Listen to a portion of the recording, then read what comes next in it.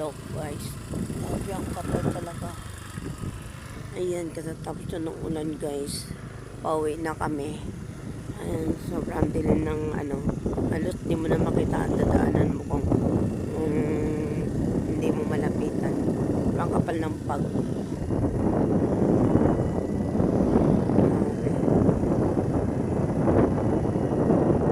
Para ka na rin sa bagyo.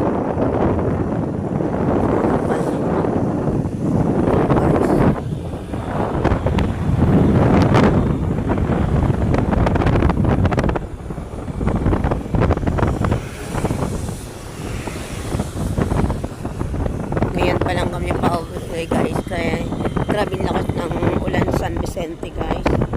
Kaya ito, medyo hapon na talaga kasi ano pa kami ng ulan.